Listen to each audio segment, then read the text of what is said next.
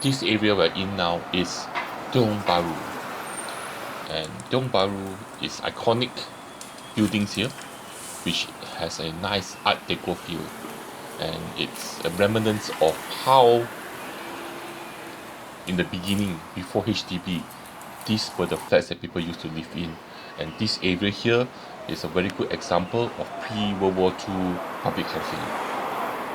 And in the middle of this place here, there is a food center, which is sort of a landmark, sort of a cornerstone of the culture of this area, the heritage of this area, the culinary history of this area. And if you walk around here, you see lots and lots of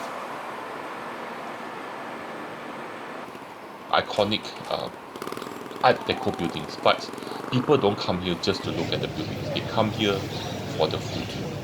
And the food is at this place called Tiong Bahru Market.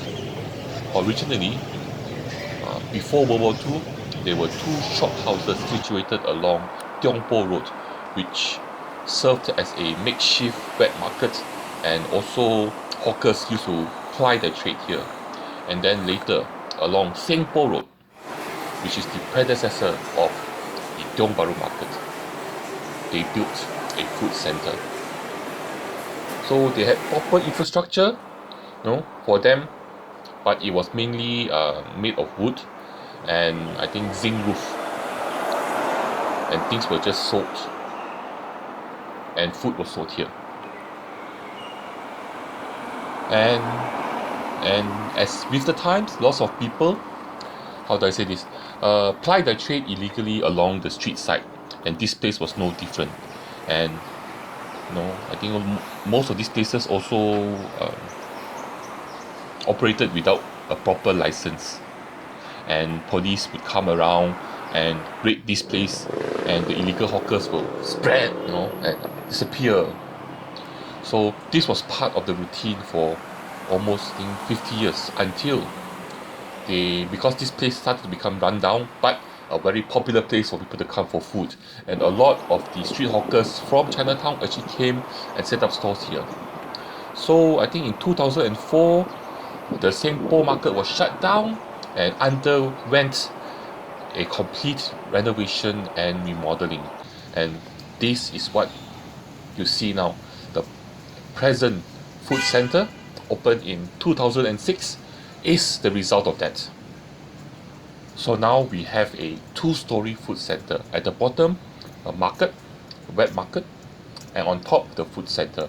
And many people come here not only for the historic area, the beautiful location, the beautiful scenery of all the different types of pre-World War II buildings, but also the food, which is why we are here today too. I'm going to introduce to you the food at this place.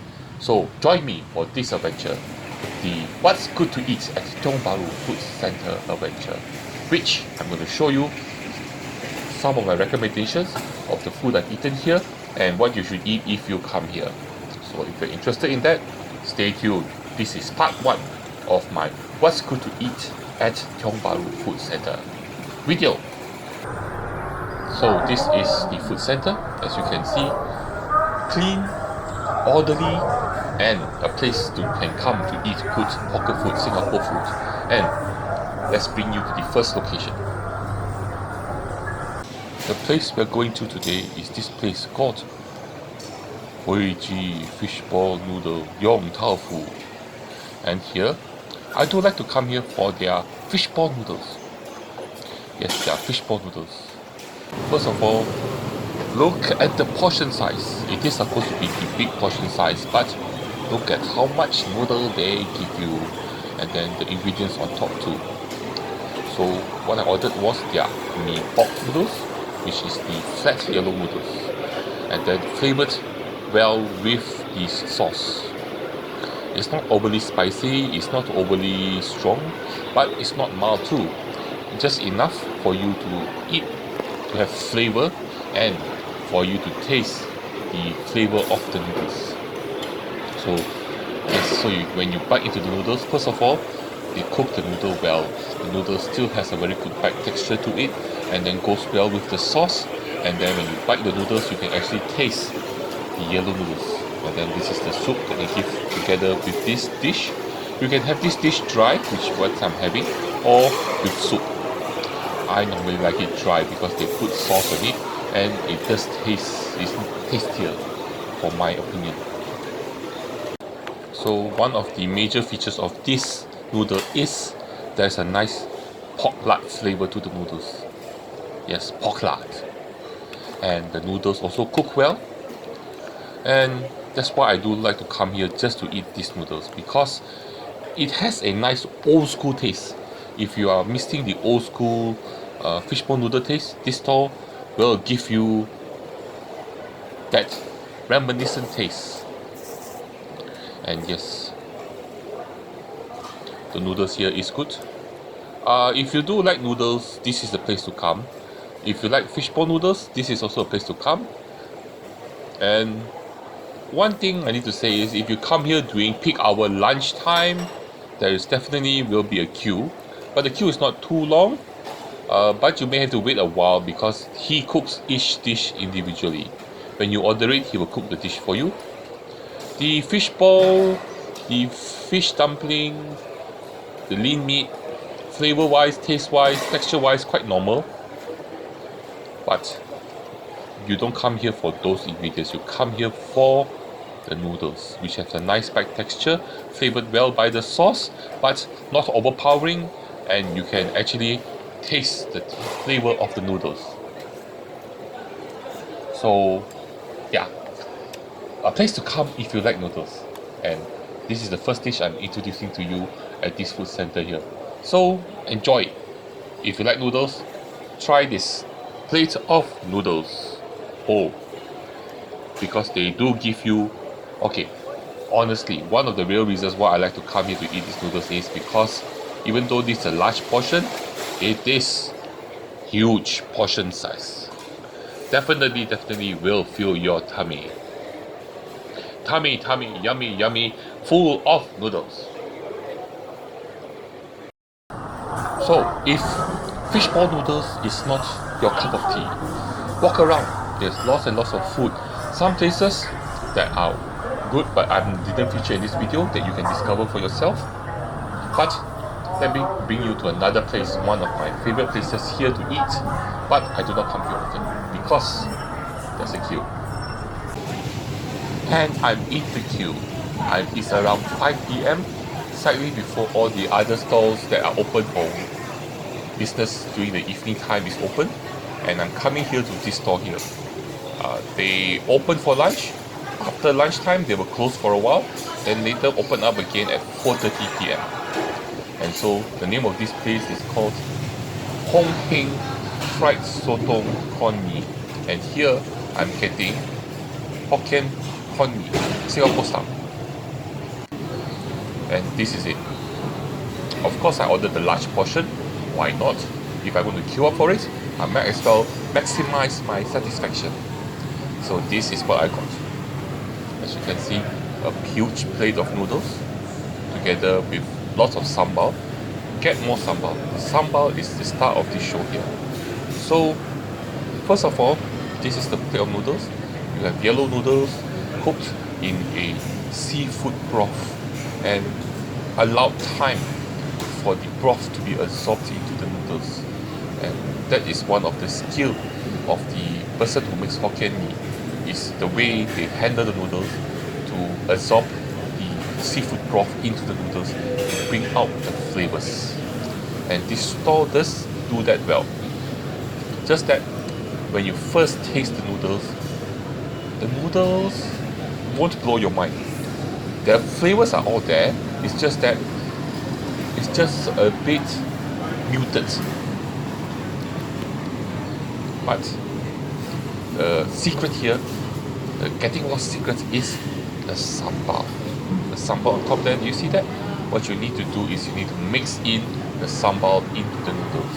When you do that, what you do is you add in an extra layer, an extra flavor profile, spiciness, and also the flavor of the sambal. You highlight all the notes, all the seafood notes, all the flavors in the noodles and make it so much tastier. So the noodles here are cooked until they are soft and slurpy, and you can just slurp it all up into your mouth with the spoon. And then the yes, don't forget to add in sambal. The sambal is the flavor of this dish, makes it so much better. Okay, and also this noodle here, this Hokkien noodle is not the wettest type and also not the driest type. It's somewhere in between. But this store here does make a good bowl, a good plate of Hokkien mee, and there's a long queue. So if you do want to eat this dish, unfortunately you will have to queue up. And yeah, so like all places that cook Hokkien mee, what they do is they will make a big batch of Hokkien noodles, and then they will plate it out individually. And unfortunately, if you are, so if you are lucky, if you get to eat in that batch. If not, you have to wait for him to cook again the next batch before you can get your plate of noodles. So because of that, there is a queue for the noodles. But now when you taste it, it's just moist, wet enough. As you can see, I can slurp it, cooked soft, and cooked until you can slurp the noodles, and all the flavor, the spiciness, the seafood goodness, the noodles, all in your mouth.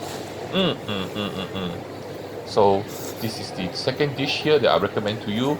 If you do like Hokkien prawn noodles, you don't mind it to be the slightly wet version, then you should come down and try this. It's not the best in Singapore, but they do make a very good plate of Hokkien mee. Yes.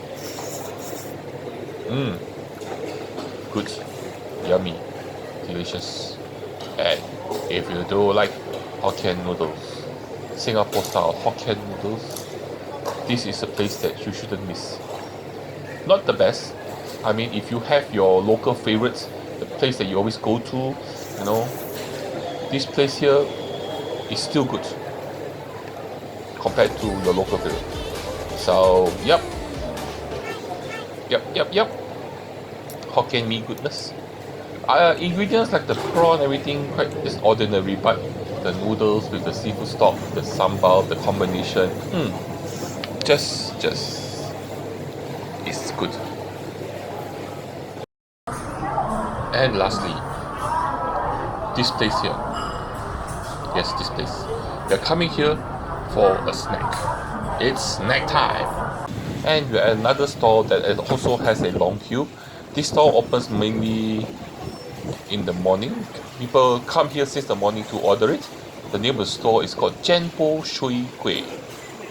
And here they sell chi kueh and a few other items, but mainly people come here for the chi kueh.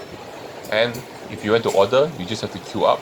But don't have to worry because the chi kueh has been prepared previously. So all they need to do is just plate it. And these are the prices.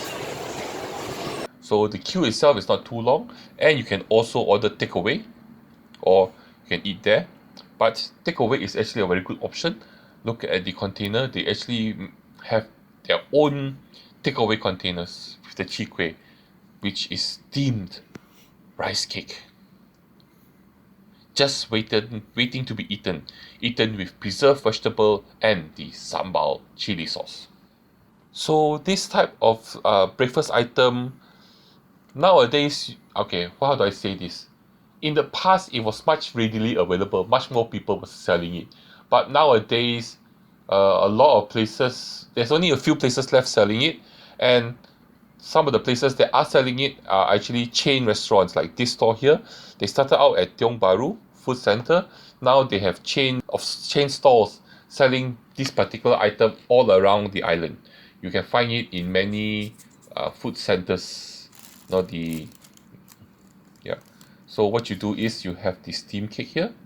You put a generous amount of the preserved vegetable, which gives it a nice saltiness, sourness, preserved vegetable flavor.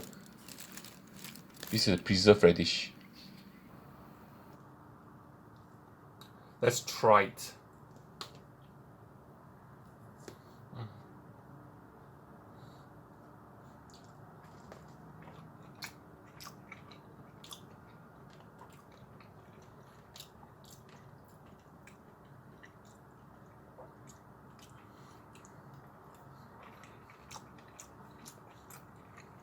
The sambal does add in a kick and tons of flavor, and the pickled radish too is good. Sour, chewy texture goes well with this plain kueh. I think the more you put, the more flavorful it will be, together with some chili. Chili definitely adds in lots of flavor. And then what you do is just stuff the whole thing in your mouth.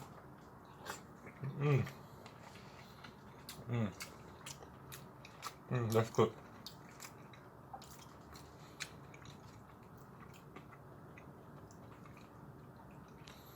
One thing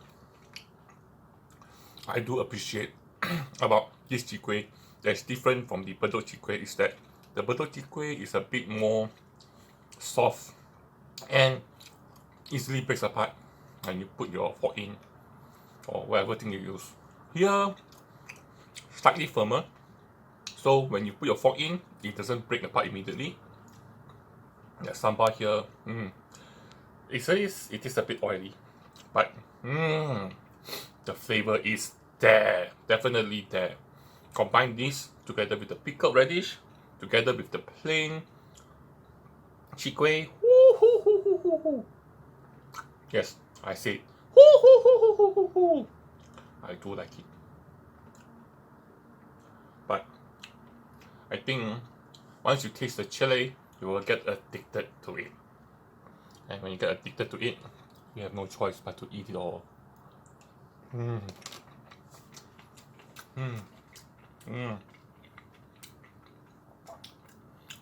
Soft, tender, steamed cake, steamed rice cake. And the chewiness gets from the pickled radish, and then extra flavor from the chili.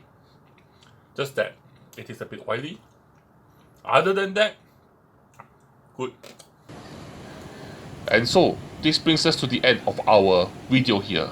As you can see, there are rows and rows of stalls here with lots of seating for you to sit down and eat the delicious food, hawker food, street food, Singaporean food at this food center. There's just so much food that I really cannot cover all this in just one video. So stay tuned. Within the next few days, the next part of this series will be out, so look out for it. And as per usual, like, share and subscribe. I got Patreon, I got PayPal, support me on those. And lastly, but the most important thing, the thing that you have to do is to join me for my next food adventure. I will see you guys around. And yes, bye bye.